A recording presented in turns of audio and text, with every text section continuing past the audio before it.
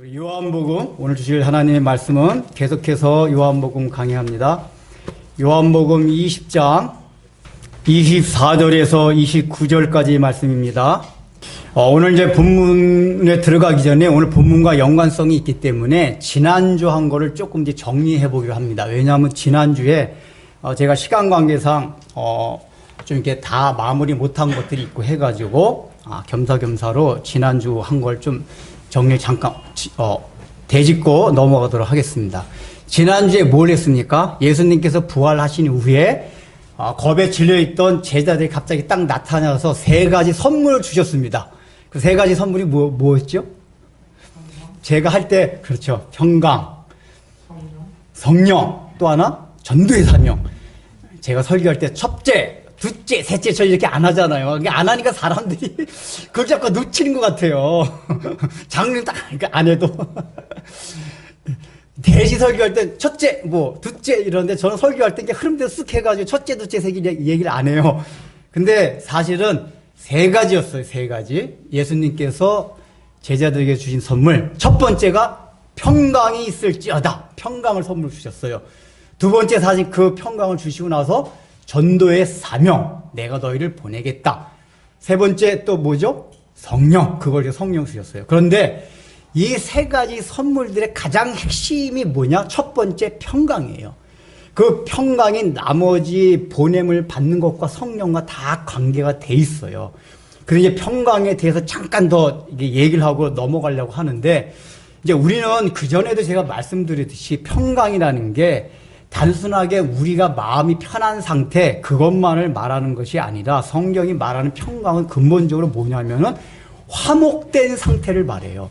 그 전에 TV에서 언젠가 봤는데, 그 가수였는데 누군지 이름이 기억이 안 나는데, 당신은 이렇게 평안이 뭘 평안이라고 생각하십니까? 그렇게 물어보니까, 저는 평안이 다른 사람들과 함께 나누고 사랑하고 그럴 때가 가장 평안하다고 생각합니다. 기가 막힌 답을 주더라고요. 그러니까 예를 들면 뭐 돈을 많이 벌었을 때 또는 어디 가서 쉬고 있을 때 이럴 때가 아니라 어떤 사람들과 서로 삶을 함께 나누고 사랑하고 있을 때 그때가 가장 평안합니다. 근데 그 사람이 말한 그게 그분이 그리스도인지 아닌지 모르겠는데 그 사람이 말한 그게 성경이 말하는 평강이 굉장히 가까워요. 왜냐하면은 모든 성경의 서신서에서 평강을 말할 때 뭘 말하죠? 첫 번째, 하나님과 화목된 관계를 말해요. 그러니까 사람에게서 평강이 없어진 거는 타락함으로 인해서 하나님과 분리되었기 때문에 평강이 없어졌단 말이에요. 그래서 우리가 구원을 받았다는 얘기는 하나님과 분리되었는데 먼저 하나님과 화목이 되었다. 두 번째 뭐죠? 사람과 사람 사이가 화목된다. 세 번째는 사람과 사물 사이가, 즉 환경과 상황이 화목된다. 이게 성경이 말하는 평강이란 말이에요. 그러니까 우리가 왜 평강이 없나를 잘 생각해 보면은 전부 평안의 관점을 자기 중심적, 개인주의적, 이기주의적 관점에서 평안을 생각하다 보면은 아무리 그리스도인이라 할지라도 평생 우리는 평강을 가질 수가 없습니다. 왜냐? 예수님께서 우리에게 약속하신 평강은 그런 평강이 아니라 다른 사람과 화목하고 나눌 때 가질 수 있는 평강이기 때문에, 물론 그거는 하나님과 먼저 화목해야지만 가능해져요. 그러나 알아야 될 건 뭐냐? 어쨌든 우리의 삶을 함께 나눠주고 모든 사람들과 화목하게 지낼 수 있는 상태가 될 때 그때 샬롬의 평화가 우리에게 온다. 사실 그러기 위해서 뭐가 필요하죠?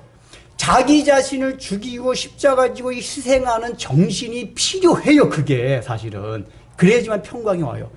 그래서 예수님께서 여기에게 말한 여기 이제 지난주에 했잖아요. 너희가 누구의 죄든지 사하면 사할 것이요 또 사하지 않으면 그대로 있을 것이다 한 게 뭐라고 그랬죠? 우리가 전도할 때 복음의 내용이 그거라고 그랬단 말이에요. 근데 하나님께서 복음의 내용이 뭐냐? 우리가 죄가 있지만 예수님의 십자가의 공로로 죄를 용서해 준 거예요, 우리를. 그래서 하나님과 화목됐어요.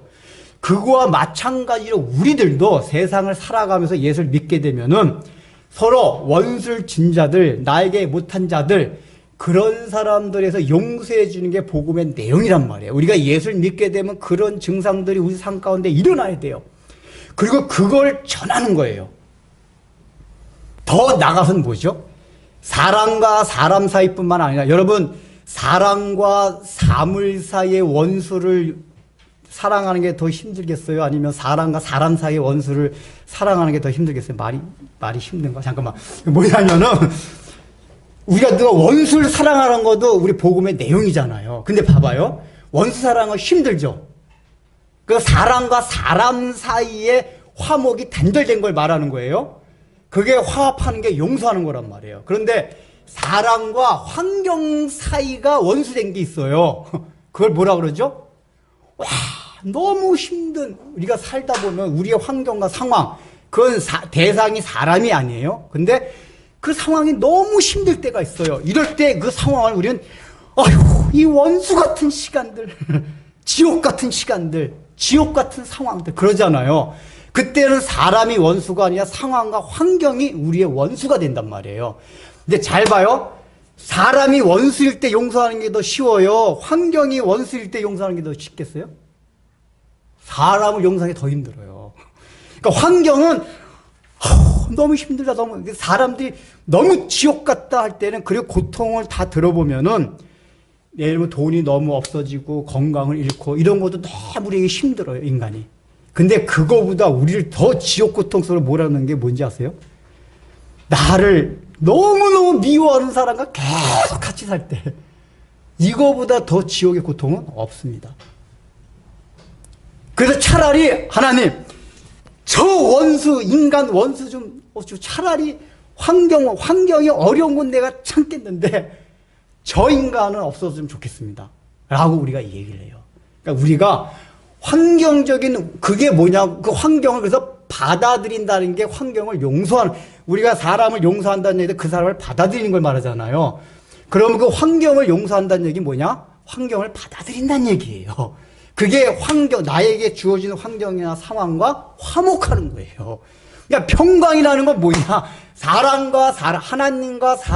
하나님과 나 사이가 화목이 됐으면 그 다음에 사람과 사람 사이가 화목이 되는 거예요. 그리고 나서 다음으로 확장된 게 뭐냐? 사람과 나와 환경과 상황이 화목이 되는 거예요. 그 화목이 된다는 얘기 뭐죠? 나에게 이런 환경이 왔을 때 내가 이 환경을 받아들이겠습니다. 그걸 용서하는 거예요.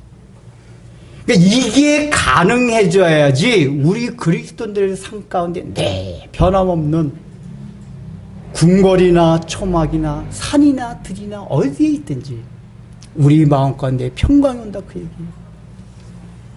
근데 그게 현실적으로 쉽습니까? 어렵습니까? 어려워요. 그래서 예수님이 뒤에 보면은 보내든지 하는 사명과 성령을 주셨단 말이에요. 그게 나중에 이제 좀 더 살펴보겠지만 십자가를 지고 하나님의 섭리를 깨닫는 그거와 연관이 돼요. 그건 좀 더 설명을 드리겠습니다. 이때 일단 중요한 게 뭐냐? 평강할지어다는 주님의 약속은 개인적인 우리가 흔히 얘기하는 힐링 같은 그 차원의 평강을 말하는 게 아니라 우리의 삶을, 나를 나누어 주는 데서 오는 평강이다. 그게 기독교가 말하는, 예수님 말하는 평강이에요. 근데 이게 익숙해질 때 실제적으로 물리적인 현상으로 나 개인적인 마음 가운데도 진정한 평강이 와요. 그렇지 않으면 늘 환경과 상황에 휘둘려요. 조금 나를 못살게 구는 사람만 있어도 마음이 막 들볶여서 평강이 없어져요. 그래서 우리는 이 화목해 하는 그 평강, 이걸 우리가 추구해야겠다. 이 생각을 하시면서 오늘 본문을 들어가겠습니다. 자, 이제 오늘 본문은 뭐죠? 지난주는 제자들이 있었는데 예수님이 쑥 들어가셨어요. 근데 그때 도마가 없었습니다. 다른 제자는 다 있었고. 그러니까 도마가 이제 나중에 제자들 찾아온 거예요. 그러니까 제자들이 뭐라 그러죠? 야, 도마야! 예수님께서 우리 주님이 다시 살아나셨어! 그러니까 도마가 그걸 안 믿는 거예요. 야, 사람이 어떻게 살아나냐? 그 말이 되냐? 안 믿었어요. 나는 주님이 나타나셔서 못 박힌 손과 옆구리에 찔린 창, 그걸 내가 만져보지 않고는 내가 주님이 살아났던 걸 믿을 수가 없다. 그렇게 얘기했는데 갑자기 주님이 그 자리에 그때도 상황이 어땠죠? 이때도 지금 제자들이 다 문을 걸어 잠그고 있었어요. 걸어 잠그는데 주님이 그냥 뜩 나타나셨다고 나왔죠. 이걸 우리 계속 살펴봤잖아요. 주님의 부활체의 모습이라는 게 시공갈 초월하는 이 모습으로 살아나셨다. 그러니까 여기 이때도 그냥 제자들이 문을 다 걸어놨는데 그냥 쑥 나타나신 거예요. 그냥 말했듯이 이게 문을 통과하듯이 쑥 들어온 것도 아니고 갑자기 그 앞에 딱 나타나셨어요. 그러니까 얼마나 또 놀랐겠어요. 근데 여기서 우리가 생각할 게 있어요. 분명히 지난 시간에 제자들이 예수님이 부활한 걸 봤잖아요. 근데 오늘 상황을 보면은 여전히 제자들이 어떻게 했다? 문을 다 걸어 잠그고 있었어요. 이게 뭐라 그랬죠? 유대인들이 자기들을 잡아갈까봐 지금 두려워가지고 문 걸어 잠그고 있다 그랬잖아요. 근데 분명히 지난 시간에 한 것들이 제자들이 부활하신 예수님을 목격했음에도 불구하고 그걸 했다면은 용기가 100배 해가지고 이제 모든 겁에서 자유함을 얻어가지고 문을 활짝 열어놓고 예수님께서 부활하셨다. 이걸 외쳐야 되는데 오늘 본문을 보면은 도마뿐만 아니라 다른 제자들까지도 다 아직까지 두려움에 떨고 있었다. 그 얘기예요. 이 얘기는 뭘 의미하냐? 부활하신 주님을 한번 봤다고 해서 우리의 삶이 갑자기 극적으로 변화되는 게 아니라는 걸 보여줘요. 여전히 이 제자들도 예수님의 부활에 대한 확신이 없었던 거예요. 그 왜라 그랬죠, 여러분? 여러 번 설명드렸죠.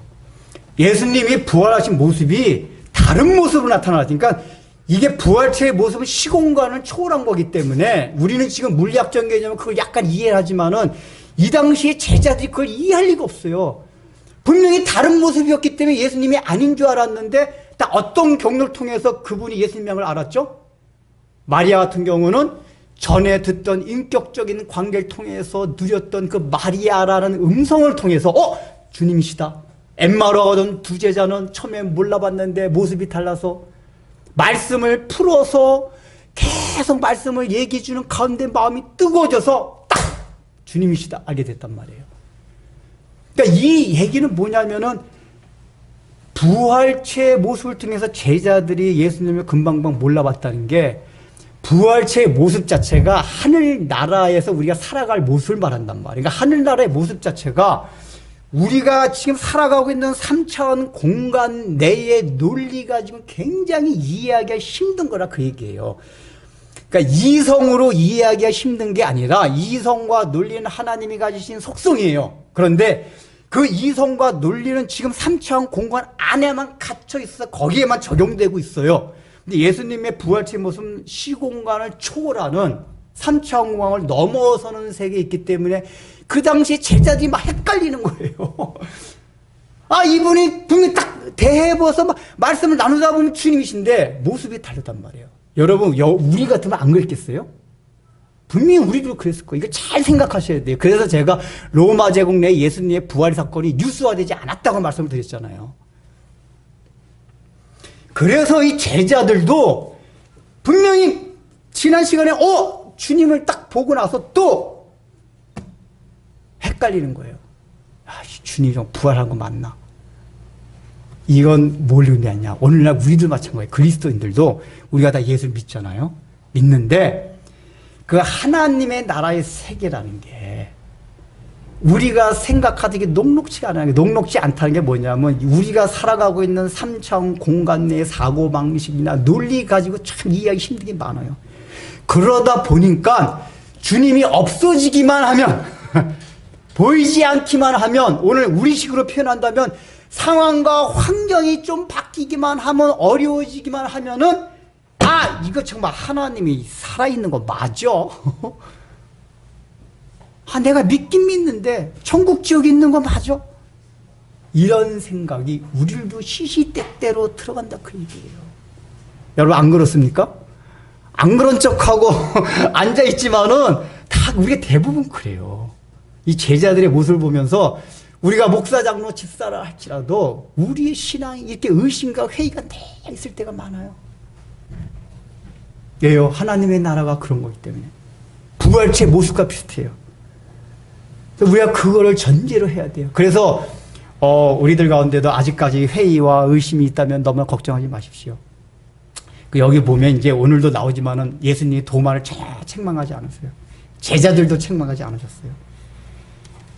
그러니까 이제 우리는 늘 의심하는 도마, 맨날 이래가지고 아주 도마가 빌라도와 같이 아주 기독교 역사 가운데 의심 많은 사람으로 낙인 찍혔어요. 근데 아니에요, 사실은. 도마나 제자들이나 다 똑같은 거예요. 똑같은 거예요. 다만 다른 건 뭐냐? 도마는 요한복음 이제 앞에 보면 도마에 대해서 나오잖아요. 굉장히 스타일이 솔직 정직한 사람이에요. 그러니까 이제 그 요한복음 이제 14장에 보면 그런 게 나와요. 예수님이 이제 십자가 못 박게 돌아가기 전에 고별 설교를 하잖아요. 얘들아, 내가 이제 죽으러 간다. 죽어가지만 다시 살아나서 너희를 다시 데려오리라, 막 이런 얘기하고 그러시면서 너희들은 내가 가는 것을 알고 있다. 그러나 너희가 나를 따라오지 못하리라. 딱 그래요. 근데 제자들이 지금 주님이 가시는 곳을 아무도 알지 못하고 있단 말이에요, 실제적으로는. 근데 아무 제자도 거기에 대해서 말을 못하고 있는데 도마가 불쑥, 주님, 우리는 주님이 가는 곳을 어디 가는지 알지 못합니다. 그러니까 용감하고 굉장히 솔직한 사람이에요, 이 도마 성향이. 우리 모릅니다. 딱 얘기해.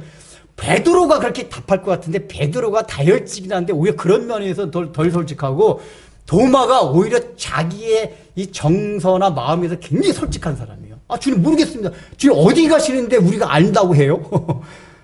이런 스타일이에요. 그러니까 이런 스타일이기 때문에 딱 드러내놓고 표현을 한 거예요. 야, 나 주님 그거 못 박힌 손과 그거 보지 못하고 믿지 못하겠어. 근데 이제 결과적으로 보면은 도마가 나중에 뭘 고백하죠? 당신은 나의 주님이시여 나의 하나님이라고.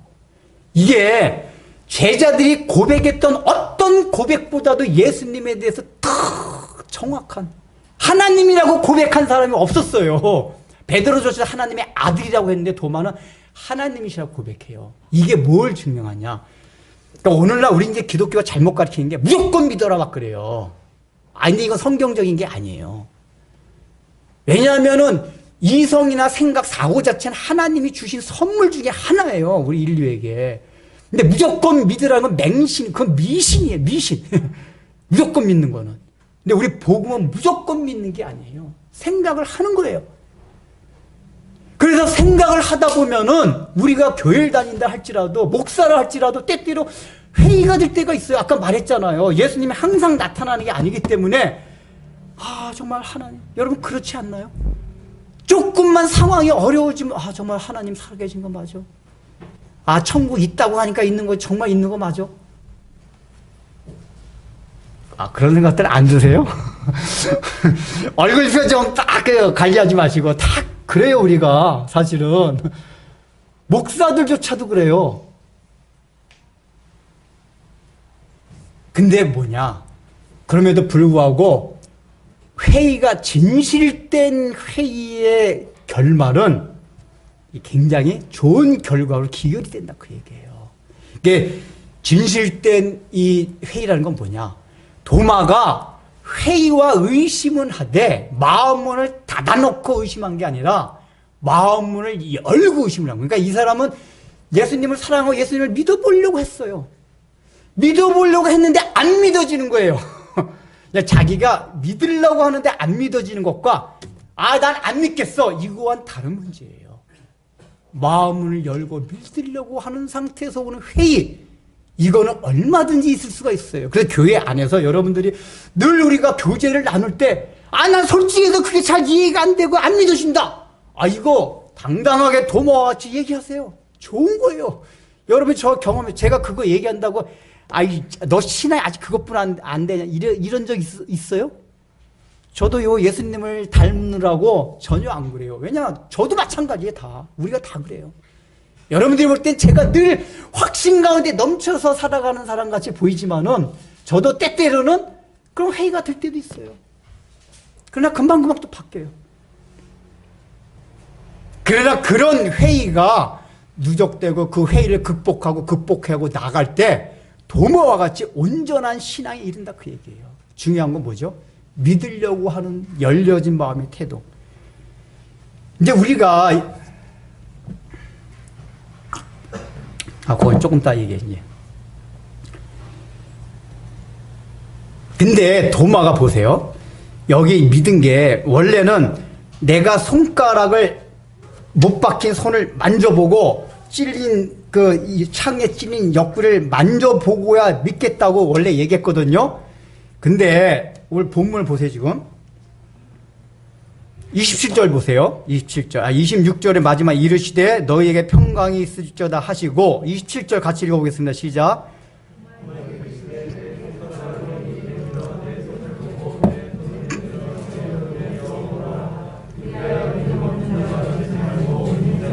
(28절)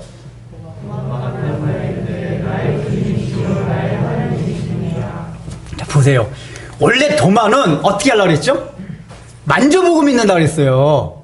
근데 성경을 보면은 평강이 있을지어다 하고 주님께서 도마에게 내 손가락을 이리 내밀어 내 손을 보고 내 손을 내밀어 옆구리에 넣어보라 라는 말만 듣고 나서 바로 고백을 합니다.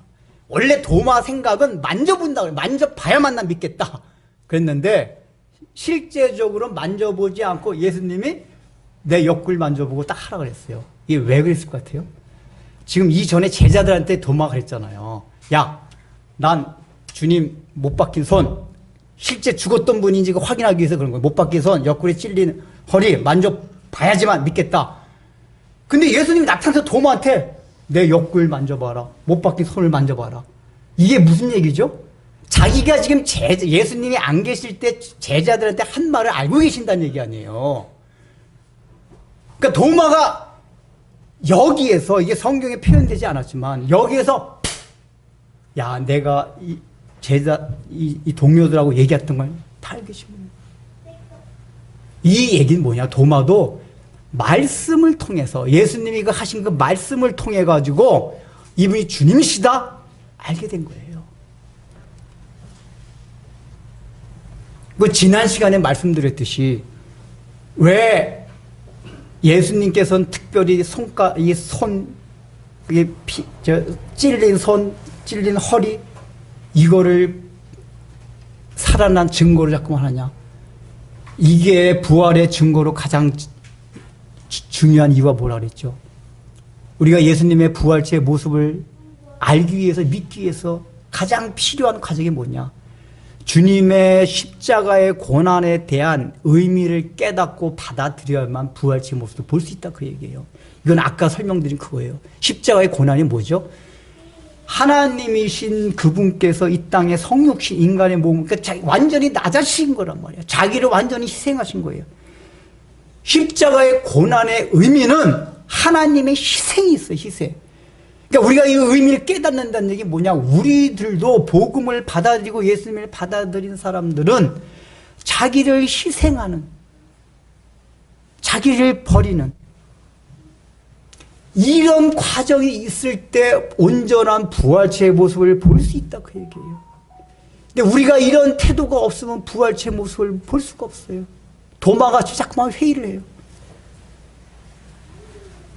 조금 뒤에 더 자세하게 했습니다. 그러니까 예수님이 뭐라 그럽니까? 이제 도마가 이르되 나의 주님이시여 나의 하나님이란 고백을 해요. 이건 이제 다음 시간에 요거와 이 고백과 관계된 건 다음 시간에 또 요한복음의 결론 부분이 있기 때문에 따로 얘기하고, 그때 마지막 29절에 예수님께서 이르시되 너는 나를 본고로 믿느냐? 보지 못하고 믿는 자들은 복되도다. 이게 원문상의 뉘앙스를 보면 책망하는 게 아니에요. 책망하는 게. 왜냐면 아까 말씀드렸듯이 제자들도 사실 예수를 못 믿었단 말이에요. 이건 뭘 말하는 거냐? 앞으로 이제 믿게 될 자들, 우리들은 예수님을 실제로 못 봤잖아요. 못 보고 후에 믿을 사람들이 얼마나 복된 자리라는 거를 예수님께 말씀해 주시고자 하는 거예요. 근데 그 내용이 뭐냐? 보지 못하고 믿는 자들은 복되도다 하시니라. 우리가 믿음에 대해서 굉장히 중요한 핵심적인 내용이 나와요. 뭐죠? 우리는 늘 믿음을 어떻게 생각하냐? 내가 봐야지만 믿겠다 이거예요. 이 본다는 건 뭐죠? 시각적인 요소인데 모든 오감을 대표해서 상징적으로 보여주는 게 보는 거예요. 즉 오감으로 내가 느끼고 경험해야만 믿을 수 있다 그 얘기예요.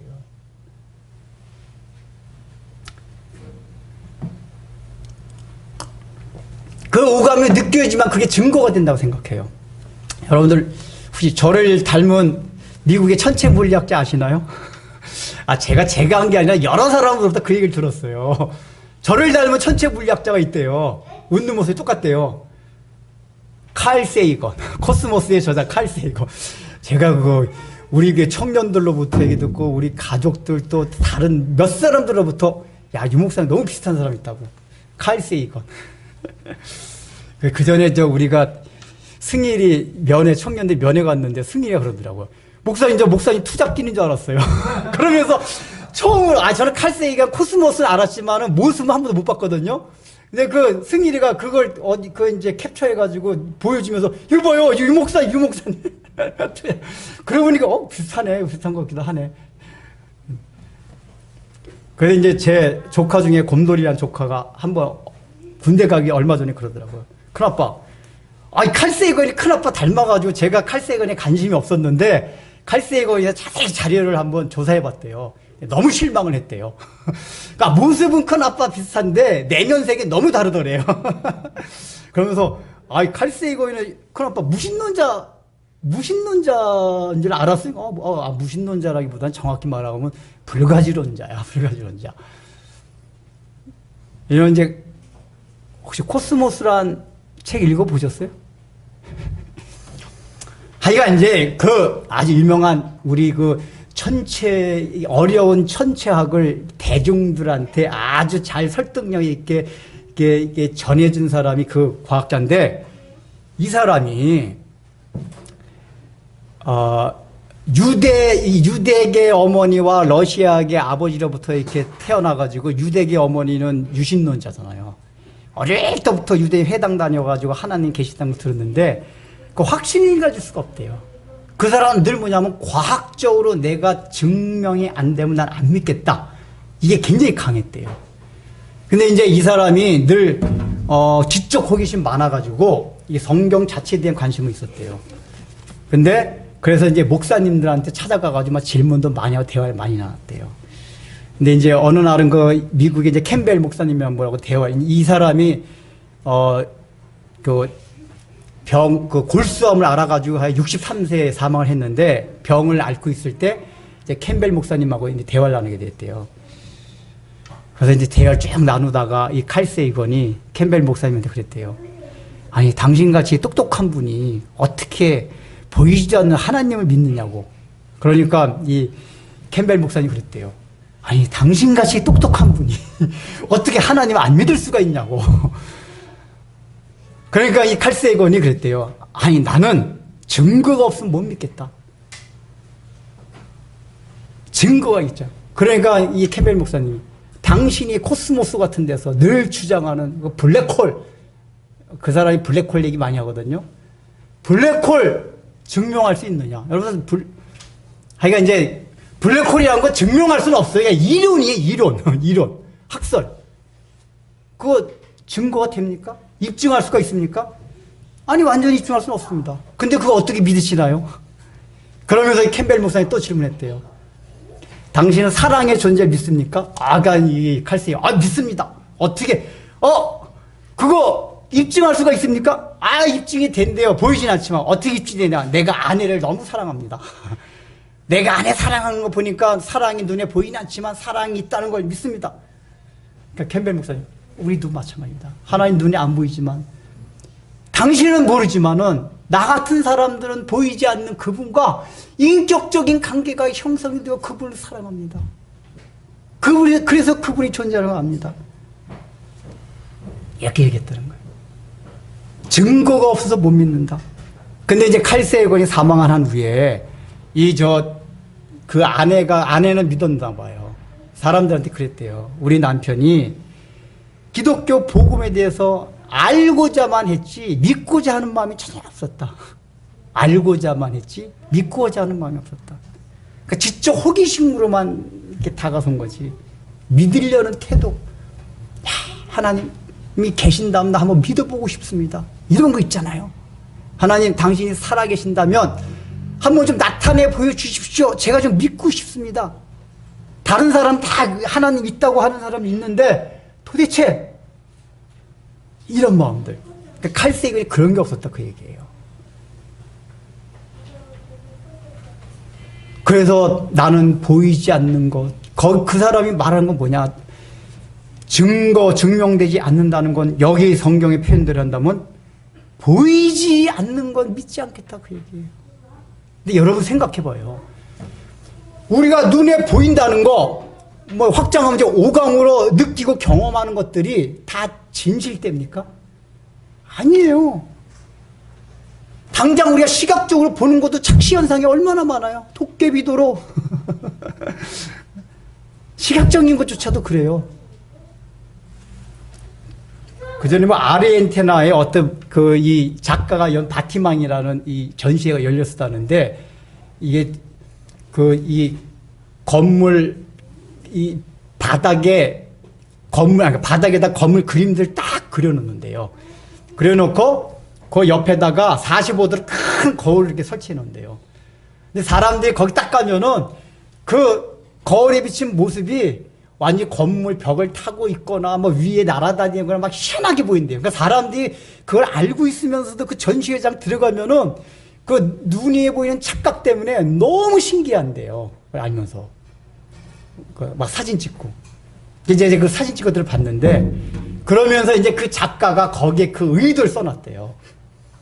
그 바티망이나 그 아르헨티나 작가인데 눈에 보이는 게 다가 아닙니다. 눈에 보이는 게 다가 아닙니다. 그러니까 물리적인 현상조차도 우리 시각을 포함한 모든 오감으로 느끼고 경험하는 게 다가 아니다 그 얘기예요. 이게 조금 더 확장되면은 그 의미가 있어서 그래요. 어떤 사람 제가 여행 후기를 봤는데 아르헨티나 그 아르마스 광장, 페루에 있는 아르마스 광장을 이렇게 했대요. 야경을 보니까 너무 아름답대요. 불빛 도는 게. 근데 나중에 그 아르마스의 그 역사를 알게 됐대요. 그 아르마스가 스페인어로 무기란 뜻이에요. 무기 광장. 그러니까 스페인이 그 남미 제국을 침공하면서 무기의 거점으로 삼았던 곳이 그거였대요. 근데 자기가 그걸 알고 나니까 너무 아름다웠던 그 광장이 스페인 제국이 이 원주민들을 학살하고 죽이고 했던 거점이었다는 걸 생각하니까 야, 그 사람도 거기다 그랬었어요. 보이는 게 다가 아니구나. 그러니까 우리가 이제 역사와 문화를 알 때도 늘 보이는 게 다가 아니다 그러는 게 제가 그 전에 이제 베르사유 궁전 이게 이제 외삼촌네 갔을 때 구경하러 갔는데 그 외사촌 그 동생들하고 우리는 이제 저랑 저희 어머니한테 야, 궁 정말 대단하다. 루이 14세. 근데 그때가 걔가 초등학교 독일에서 6학년 같았는데 형아, 그러니까 프랑스 대혁명이 일어났지 딱 그러더라고요. 그러니까 외숙모하는 말이 독일 교육이 그렇다는 거예요. 교육이 나타나는 현상이 다가 아니고 그 안에 있는 의미를 살펴보게 하는 게 독일을 비롯한 유럽식 교육이 강하다는 거예요. 여러분, 그런 현상들이 얼마나 많이 있습니까? 그 전에 TV에서 제가 봤던 건데 장미 한 송이 물은 누구의 것인가 제목이 그거였어요. SBS에서 했나 하여가 기억은 안 나는데 내용이 뭐냐면은 유럽에서 판매되는 장미가 많이 있대요. 막 이렇게 선물해주고 장미가 얼마나 화사해요. 애인한테 딱 선물해주고. 그러니까 화사하고 달콤하고 한 게 장미가 상징하는 거잖아요. 근데 그 유럽 장미의 70%가 다 케냐에서 수입을 한대요. 케냐에서. 근데 그 케냐에서 그 장미 한 송이를 재배하기 위해서 10리터의 물이 들어간대요.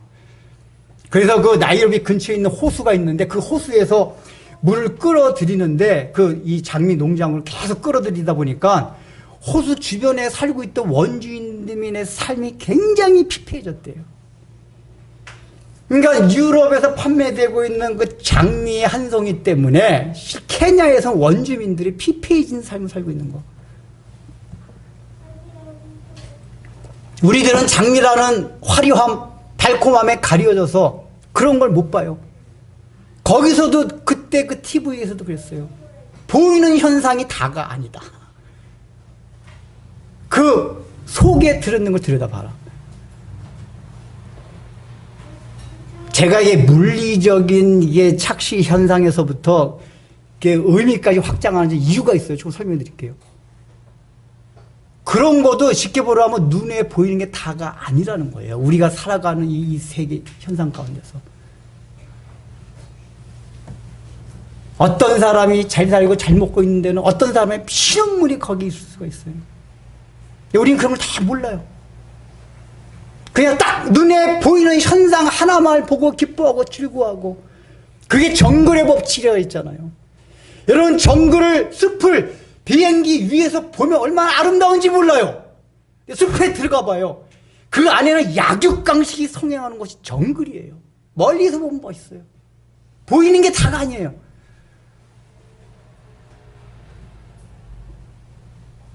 거기다가 마지막으로 실제적으로 물리적으로 그전에는 눈에 보이는 물리적인 법칙들이 100% 다 진리인 줄 알았어요. 근데 아인슈타인이라는 과학자 이후에 양자역학이라는 게 발달됐는데, 죄송합니다 하여간 그냥 그렇다지만 그 양자역학에서 말하는 게 뭐냐? 눈에 보이는 게 다 진리가 아니다, 그 얘기예요. 여태까지는 뉴턴의 모든 물리학 법칙이 다 진리인 줄 알았어요. 근데 양자의 세계, 즉 우리가 눈에 보이지 않는 미립자의 세계에서는 눈에 보이는 현상 세계에서 벌어진 현상이 전혀 일어나지 않는다. 그게 양자역학이라는 거예요. 실제 물리적으로도, 그러니까 하나님이 지으신 만물 가운데서도 과학자들이 연구해 뭔가, 야, 우리가 여태까지 진리로 알아왔는데 거기에선 진리가 아니구나. 눈에 보이는 이 가시적인 세계와 물리적으로도 눈에 보이지 않은 그 미립자의 세계가 다른 진리 체계를 가지고 있다, 그 얘기예요. 근데 우리가 그런 걸 보면서 눈에 보이는 것만이 다다? 눈에 보이는 것만이 진리다? 이렇게 얘기할 수가 있어요? 아니에요. 우리가 겸손해야 돼요. 조금 겸손해야, 그러니까 마음문을 열고 생각해 보세요. 제가 가끔가다 얘기하는 거지만은 어떤 영적인 세계에서 전혀 믿지 않으려고 하는, 그러니까 예수는 떠나서 믿지 않는 사람들이 있어요. 그러니까 형 이상학적인 어떤 세계에 대해서. 근데 보세요, 여러분. 무당, 저는 실제 그걸 봤어요. 강신굿. 사주팔자 말고 신이 내려서 무당이 구슬하는 건데, 진짜 칼날 위에 떠 있어요. 아, 제가 어릴 때 본 적 있다니까요. 시골에서. 그게 과학적으로 증거가 됩니까? 아니에요. 물론 그거는 우리 기독교의 영적인 세계는 아니지만은 적어도 과학적으로 증거되고 설명될 수 없는 또 다른 보이지 않는 어떤 세계, 우리 눈에 보이는 것만이, 눈에 보이는 현상만이 다가 아닌 어떤 세계가 있다. 이걸 보여주는 거란 말이에요. 그런 걸 보면서 사람들이 생각을 해야 된단 말이에요. 생각을. 눈에 보이는 게 다가 아니구나. 그렇다면 기독교에서, 성경에서 말하는 눈에 보이지 않는 그런 것도 있을 가능성이 있구나. 그래서 파스칼이라는 사람이 그 얘기를 했어요. 파스칼, 수학자, 철학, 그 사람 또 철학자이고 수학자 확률도 하고 그랬잖아요.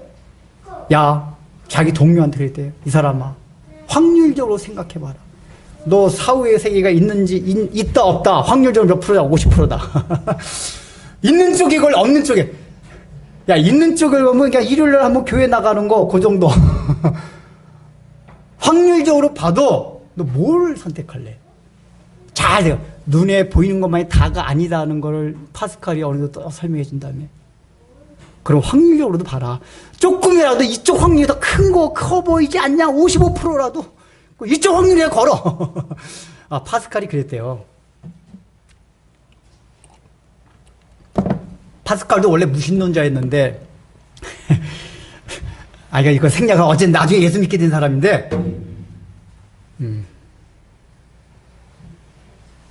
그러면은 우리가 이제 정리해야 됩니다. 눈에 보이지 않는 거를 어떻게 믿을 수 있냐 그 얘기예요. 지금 제가 여러 가지 설명을 드렸어요. 그럼에도 불구하고 우리에게 미진한 것, 목사님 말씀한 거 알겠는데요. 그래도 찜찔해요. 믿으려면. 일단 난 눈에 팍 보여야지. 느꼈어요. 이렇게 생각할 수가 있어요. 이거 성경 히브리서 기자가 얘기합니다. 히브리서 11장 1절, 2절에서 뭐라고 시작됩니까? 믿음은, 여러분 잘 아시죠? 같이 봅시다. 시작. 믿음은 바라는 것들의 실상이요. 보이지 않는 것들의 증거라. 다시 한번 시작. 믿음은 바라는 것들의 실상이요. 보이지 않는 것들의 증거라. 히브리서 기자가 히브리서 편지를 쓸 때는 엄청난 기독교인들이 로마 제국으로부터 핍박을 받을 때예요. 도미티안 황제로부터 핍박을 받고 있으니까 그때 얼마나 성도들이 많은 회의가 느꼈겠어요. 야, 정말 하나님이 살아계시다면 어찌하여 우리에게 이런 환난과 핍박이 있을 수 있는가? 이 편지들이 거의 그런 시대에 썼었어요. 근데 그 사람들은 보이지 않는 어떤 것들을 그 마음에 가지고 있었어요. 그게 뭐죠? 구약 성경부터 약속된 하나님의 나라에 대한 거. 근데 그걸 어떻게 갖는다고요? 믿음으로.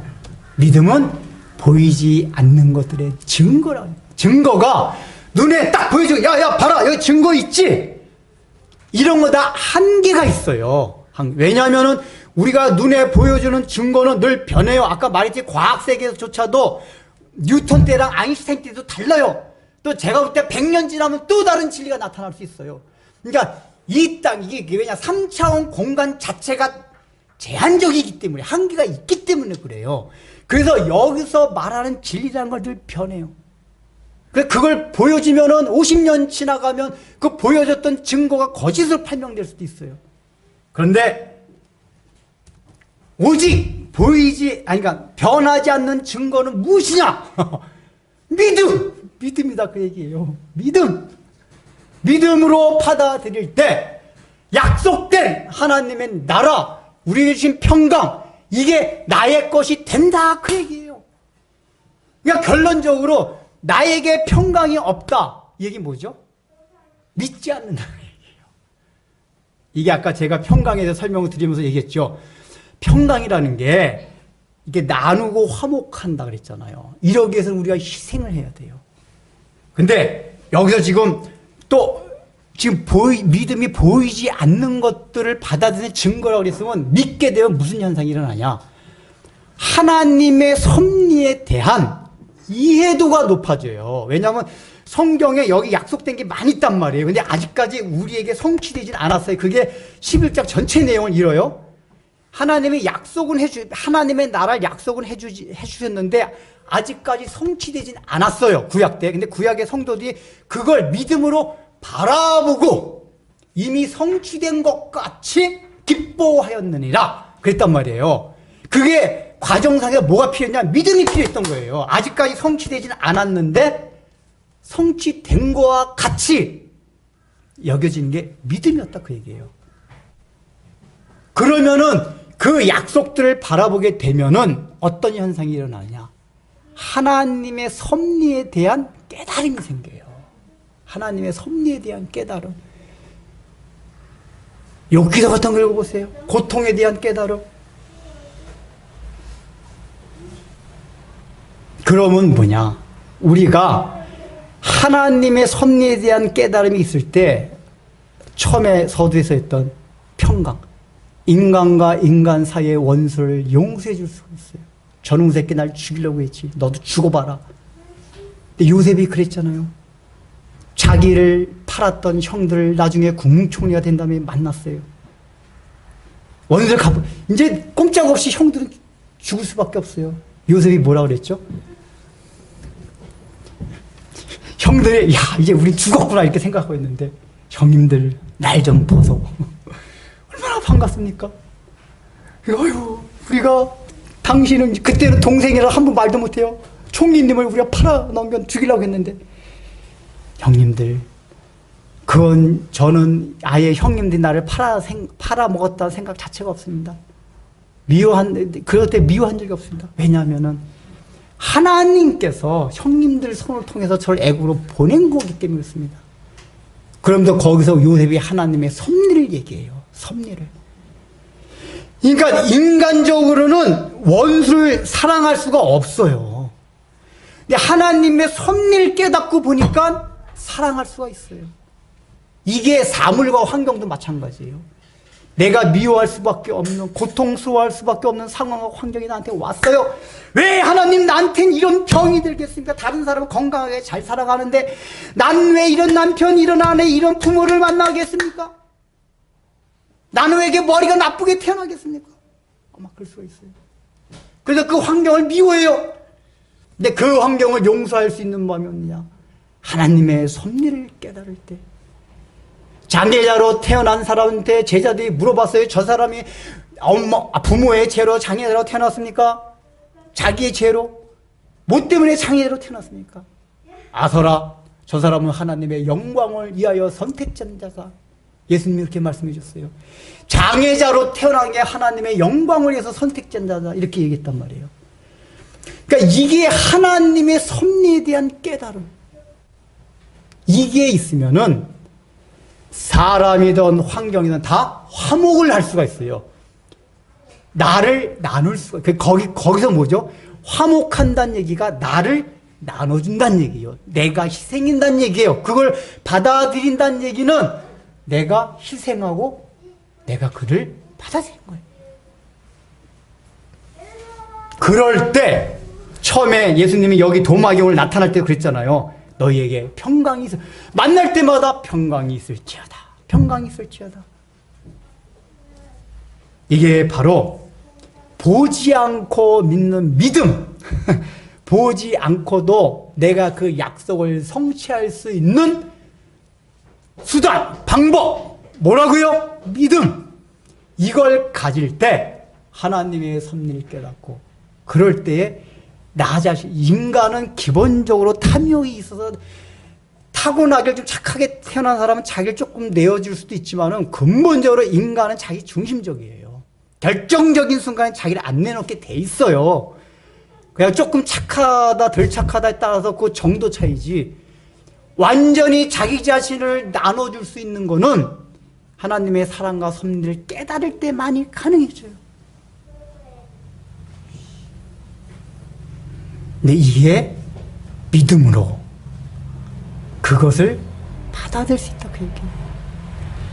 여러분이 오늘 이 도마에게 주신 말씀을 통해서 너희는 꼭 보고 믿느냐? 보지 않고 믿는 자가 복되도다 할 때 어떻게 하면 보지 않고 믿을 수 있을까? 그게 바로 히브리서 기자의 말씀대로 믿음으로. 믿음은 보지 못하는 것들의 증거요. 바라는 것들의 실상. 아니, 바라고 있으면 미래에 될 일이란 말이에요. 실상. 실제 이루어진 거다. 그러니까 믿음을 가질 때 먼 미래에 되어질 성취될 일이 지금 현재 나의 삶 가운데서 이루어진다. 그 얘기예요. 이럴 때 우리 마음에 평강이 와요. 평강이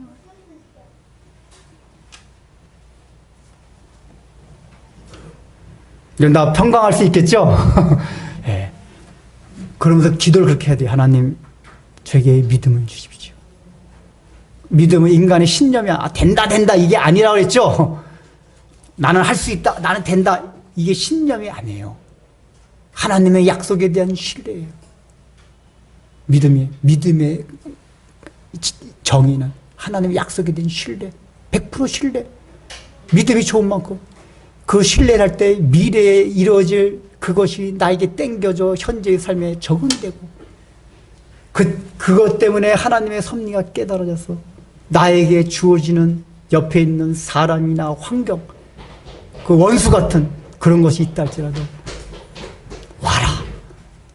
내가 너희들을 용서해 줄게. 사해 줄게. 그래서 예수님이 지난주에 주신 두 선물 가운데 뭐가 있었죠? 전도의 사명 가운데 포함된 게 그거 있잖아요. 누구든지 너희가 죄를 사하면 사할 것이요. 이게 그리스도의 특징이란 말이에요. 사물아, 환경아, 너가 나를 고통스럽게 하지만 나는 너의 죄를 사하느니라. 용서할게. 그럴 때 그 환경과 상황은 나를 고통 속으로 몰아넣지 않는다고 얘기해요. 성경의 진리가 얼마나 아름다운지 몰라요. 결국은 우리가 아까 그래 십자가의 은혜로 나가야 되는, 결국은 우리가 그래서 믿음을 갖게 되면 결국은 오는 게 뭐냐? 나는 희생하기 싫어요. 손해보기 싫어요. 우리 예수 믿는 사람은 왜 그런 마음을 가져요? 그가 욕을 먹죠. 그 하나님의 섭리를 깨달을 때 나오는 증상이 나를 나눠주기 때문에 희생할 수가 있어요. 십자가의 의미를 깨달아요. 내가 하나님, 나는 이렇게 공부를 못해가지고 직업도 이렇게 핫바리지 맨날 이렇게 고생을 하는 직업을 가집니까? 근데 십자가의 정신을 이야기해. 그 직업은 누군가 가져야 돼요. 여러분, 쓰레기 치고 그 똥 치는 정화조, 그거 없으면 큰일 나요? 아무도 그 직업 안 가지려고 그래요? 여러분 부모 중에 그 직업 가지라고 하는 부모 있어요? 저도 안 그래요, 그거는. 야, 너 똥치기 해. 그런 사람 있어요? 근데 그거 없으면 돼요, 안 돼요? 쓰레기 여름에 하루라도 안 치워봐요. 냄새나고 난리가 나요. 너는 맨날 공부 그따로 해가지고 쓰레기. 우리 옛날에서, 그 선생님 참 너무했어요. 우리 중학교 때인데, 너희 님새 그렇게 공부 안 해가지고 쓰레기 치는 사람 될래? 학생한테 그게 뭔 얘기예요? 그 아버지가 쓰레기 치는 분이었거든요. 너 아버지같이 그 쓰레기 치는 일을 할래? 참, 그 선생님 나쁜 선생님. 그 아이가 얼마나 상처 입었겠어요, 그게. 근데 우리 그리스도인 봐요. 공부를 그렇게, 그것도 타고난 머리 어른데. 근데 그 일을, 그게 다 사회적으로 필요한 일이다. 사람을 위해서 필요한 건데. 저 사람 공부 잘해서 좋은 직장 가서 그 사람은 좀 평안하게 살라고 그러고, 내가 희생해서 좀 일을 해야겠다. 직업을 가져도 그런 마음을 좀 못해요. 그러면 그런 직업을 가져도, 나는 뭔 일이 있어. 맨날 이런 일이나 하면서 평생 고생을 하면서 살아야 되냐? 그 마음에 평강이 있겠어요? 없어요. 그러나, 내가 이 일을 함으로써, 내가 희생함으로써 나의 삶을 나눠주고 나의 시간과 정성과 힘을 나눠줄 때, 다른 사람들이 똥냄새 안 맡고 쓰레기 냄새 안 맡는 거 생각할 때 얼마나 감사한가? 이거 생각하면 그 직업이 천국 같단 말이에요. 기쁘고 즐겁고 평강이 있어요, 거기서. 근데 참 우리가 그게 힘들어요. 그러나 우리가 나갈 목표는 그겁니다. 거기에 향해서 그 과정에 동반되는 게 다 믿음. 그 먼저 약속을 받아들여야지만이 가능해요. 의지로 되는 게 아니에요. 그래서 뭘 해야죠? 그 다음에 기도를 하셔야 돼요. 여러분 앞으로 기도를, 하나님, 그 믿음, 보이지 않는 증거, 그걸 가질 수 있는 믿음을 저에게 주세요. 라고 여러분이 기도하십시오. 그럴 때 여러분 삶에 평강이 넘칠 것입니다. 기도하겠습니다. 주님께서는 부활하시자마자 제자들에게 늘 만날 때마다 강조하셨던 것이 평안하라고 하셨습니다. 그럼에도 불구하고 그 당시에 제자들도 그렇고 오늘날 우리 그리스도인들하고 이름 불리는 저희들도 그렇고 과연 얼마나 평강이 있는지요.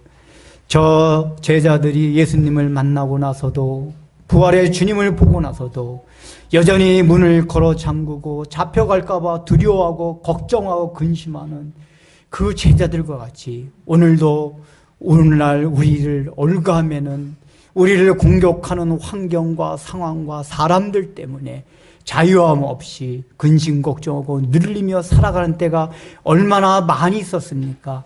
제자들과 별반 다르지 않은 우리들의 모습을 보면서 다시 한번 결국은 평강을 가졌던 저 제자들처럼 저희들에게도 그 평강을 주님께서 허락하여 주옵소서. 주님께서 분명히 저희들에게 약속하셨사오매 그 약속을 믿음으로 받아들이고 하나님의 말씀을 받아들임으로 인해서 하나님의 섭리를 깨닫고, 그래서 우리의 삶을 나누는 그러한 삶을 통하여 참으로 화목케 하라신 하나님의 말씀이 우리의 삶 가운데 전생애에 그것이 펼쳐져서 사람이든 환경이든 상황이든 모든 것에 대하여 화목하고 삶을 나누고 내 자신을 내어줌으로 인해서 우리 가운데 세상이 가지지 못하는 참된 샬롬의 평화가 영원토록 있도록 은혜와 복을 내려 주옵소서. 오늘도 저희들이 주님께 받은 은혜를 감사하며 주님께 봉헌합니다.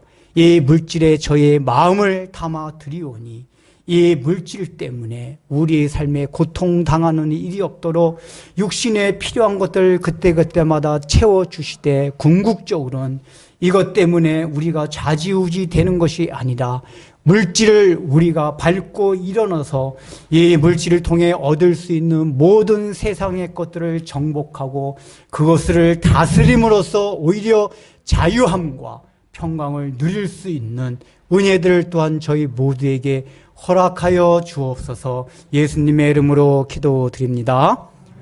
이제는 우리 구주 예수 그리스도의 무한하신 은혜와 하나님 아버지의 놀라우신 사랑과 성령님의 감동과 권면하심이 오늘 이 말씀을 듣고 내가 마땅히 그리스도인으로 가져야 할 평강을 갖지 못했다면은 평강을 갖기 위하여 주님 앞에 믿음을 갖기를 소망하고 그것을 위하여 기도하며 궁극적으로는 저 제자들이 마지막에는 로마 제국에 나가서 담대하게 샬롬의 평화를 가지고 복음을 외쳤던 것처럼 우리들도 이 세상을 담대하게 살아갈 수 있는 그날이 오기를 마음에 고대하는 사랑하는 성도들 위해 앞으로의 삶 위에 이제부터 영원토록 함께 있을지어다.